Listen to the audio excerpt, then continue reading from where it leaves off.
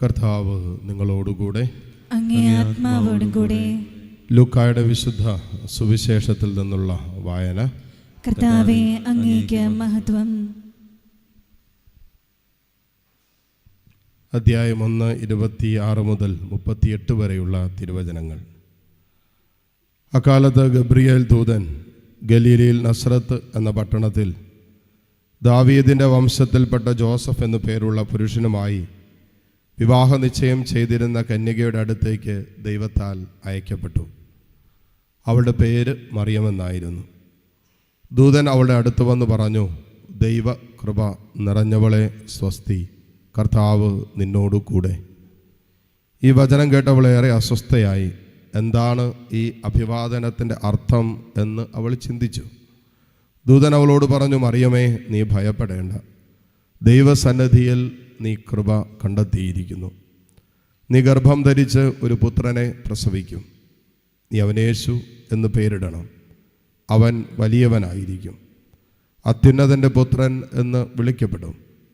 അവൻ്റെ പിതാവായ ദാവീദിൻ്റെ സിംഹാസനം ദൈവമായ കർത്താവ് അവന് കൊടുക്കും. യാക്കോബിൻ്റെ ഭവനത്തിന്മേൽ അവൻ എന്നേക്കും ഭരണം നടത്തും.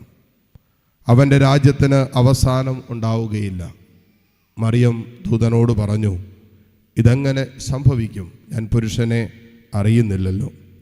ദൂതൻ മറുപടി പറഞ്ഞു, പരിശുദ്ധാത്മാവ് നിന്റെ മേൽ വരും, അത്യുന്നതൻ്റെ ശക്തി നിന്റെ മേൽ ആവസിക്കും.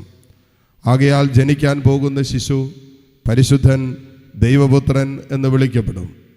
ഇതാ നിന്റെ ചാർച്ചക്കാരി വൃദ്ധയായ എലിസബത്തും ഒരു പുത്രനെ ഗർഭം ധരിച്ചിരിക്കുന്നു. വന്ധ്യെന്ന് പറഞ്ഞിരുന്ന അവൾക്ക് ഇത് 6-ാം മാസമാണ്. ദൈവത്തിന് ഒന്നും അസാധ്യമല്ല. മറിയം പറഞ്ഞു, ഇതാ കർത്താവിൻ്റെ ദാസി, നിന്റെ വാക്ക് എന്നിൽ നിറവേറട്ടെ. അപ്പോൾ മുതൽ ദൂതൻ അവളുടെ മുമ്പിൽ നിന്ന് മറഞ്ഞു. കർത്താവിൻ്റെ സുവിശേഷം. ക്രിസ്തുവേ, അങ്ങേക്ക് സ്തുതി. മിശിഹായിൽ ഏറ്റവും സ്നേഹമുള്ള മാതാപിതാക്കളെ, സഹോദരി സഹോദരങ്ങളെ, ഇന്നത്തെ ആദ്യ വായനയും സുവിശേഷം കൂടി ചേർത്ത് വായിച്ചു കഴിഞ്ഞാൽ പഴയ നിയമത്തിൽ പഴയ അല്ലെങ്കിൽ ആദ്യ മാതാപിതാക്കൾ എന്ന് വിളിക്കപ്പെടുന്ന ഹവ്വായെക്കുറിച്ചും പുതിയ ഹവ്വായായ പരിശുദ്ധ മറിയത്തെക്കുറിച്ചും ഇവർ തമ്മിലുള്ള വ്യത്യസ്തതകളെക്കുറിച്ച് വളരെ വ്യക്തമായിട്ട് നമുക്ക് വായിച്ചെടുക്കാൻ പറ്റും. അങ്ങനത്തെ ഏതാനും കാര്യങ്ങൾ നമ്മളൊന്ന് ശ്രദ്ധിക്കുന്നത് നല്ലതാണ്.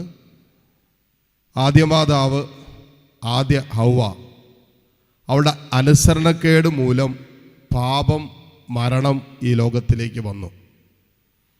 എന്നാൽ രണ്ടാം ഹവ്വയായ അല്ലെങ്കിൽ പുതിയ നിയമത്തിൻ്റെ ഹവ്വായായ പരിശുദ്ധ മറിയം വഴി, അവളുടെ അനുസരണം വഴി ജീവനും രക്ഷയും ഈ ലോകത്തിലേക്ക് വന്നു. അല്ലെങ്കിൽ രക്ഷകനെ തന്നെ ഈ ലോകത്തിലേക്ക് കൊണ്ടുവന്നു എന്ന് നമുക്ക് കാണാൻ പറ്റും. ആദ്യ മാതാവ് ദൈവത്തിൻ്റെ വചനത്തെ അവിശ്വസിച്ചപ്പോൾ, അതുകൊണ്ടാണല്ലോ അവൾ പാപം ചെയ്തത്, അവിശ്വസിച്ചപ്പോൾ രണ്ടാം ഹവ്വായായ അല്ലെങ്കിൽ പുതിയ ഹവ്വായായ പരിശുദ്ധ അമ്മ ദൈവത്തിൻ്റെ വാക്കുകൾ വചനത്തിൽ പൂർണ്ണമായി വിശ്വസിച്ചു. പൂർണ്ണമായി വിശ്വസിക്കുകയും അനുസരിക്കുകയും ചെയ്തു എന്നുള്ളതാണ് പരിശുദ്ധ അമ്മയെ ആദ്യ ഹവ്വായിൽ നിന്ന് വ്യത്യസ്തയാക്കുന്നത്. ഇപ്പം ഇവിടെ ഒരു താരതമ്യം നമുക്ക് കാണാൻ പറ്റും. ആദ്യ ഹവ്വ ചെയ്യാതെ പോയതൊക്കെ രണ്ടാം ഹവ്വയായ പുതിയ നിയമത്തിൻ്റെ ഹവ്വയായ പരിശുദ്ധ അമ്മ ചെയ്യുകയാണ്. മറ്റൊരു വാക്യം പറഞ്ഞാൽ, ഞാനും നിങ്ങളൊക്കെ പാപം ചെയ്യുന്നതിന് മുമ്പ് ഏതവസ്ഥയിലാണ് ജീവിക്കേണ്ടിയിരുന്നതെന്ന് പരിശുദ്ധ അമ്മയുടെ ജീവിതം നമ്മുടെ മുമ്പിൽ കൃത്യമായിട്ട് വിളിച്ചോതുകയാണ്.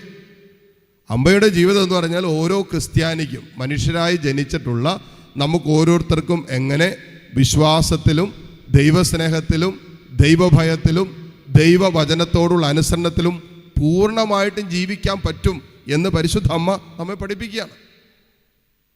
അതുകൊണ്ടാണ് പരിശുദ്ധ അമ്മ വിശുദ്ധ ജീവിതം നയിച്ചതിന് കാരണം അമ്മയുടെ വിശ്വാസം പൂർണ്ണമായിരുന്നു, സ്നേഹം പൂർണ്ണമായിരുന്നു, എല്ലാറ്റിൻ്റെ ഒരു പൂർണ്ണത പരിശുദ്ധ അമ്മയിലുണ്ടായിരുന്നു. അതുകൊണ്ടാണ് സ്വർഗം അവളെ കണ്ടപ്പോൾ പറഞ്ഞത്, കൃപ നിറഞ്ഞവളെ സ്വസ്തി എന്ന.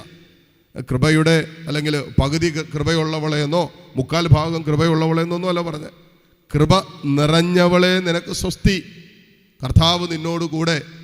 അപ്പോൾ പരിശുദ്ധ അമ്മ നിരന്തരം കൃപയുടെ സമൃദ്ധിയിൽ ജീവിച്ചു എന്നുള്ളത് ഒരു ക്രിസ്ത്യാനിയെ സംബന്ധിച്ചിടത്തോളം, മനുഷ്യരായി ഈ ലോകത്ത് ജീവിച്ചിരിക്കുന്ന നമ്മൾ ഓരോരുത്തരോടും ദൈവാത്മാവിൻ്റെ പ്രചോദനവും പ്രബോധനവുമാണ് കൃപയോട് സഹകരിച്ച് ജീവിക്കുക എന്നുള്ളത്.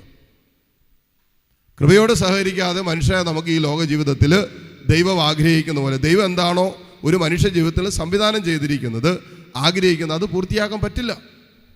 നമ്മുടെ കഴിവ് കൊണ്ട്, മാനുഷികമായ കഴിവ് കൊണ്ട് നമ്മൾ എത്ര പരിശ്രമിച്ചാലും വിശുദ്ധിയുടെ പൂർണ്ണതയിൽ ജീവിക്കാൻ പറ്റില്ല. നമ്മൾ എത്ര പരിശ്രമിച്ചാലും ദൈവസ്നേഹത്തിൻ്റെ പൂർണ്ണതയിൽ ജീവിക്കാൻ പറ്റില്ല. കുറച്ച് നാളൊക്കെ നമ്മൾ അങ്ങനെ സ്നേഹത്തിൽ ജീവിക്കാൻ നമ്മുടേതായ മാനുഷികമായ കഴിവ് കൊണ്ടും അധ്വാനം കൊണ്ടൊക്കെ പരിശ്രമിക്കും.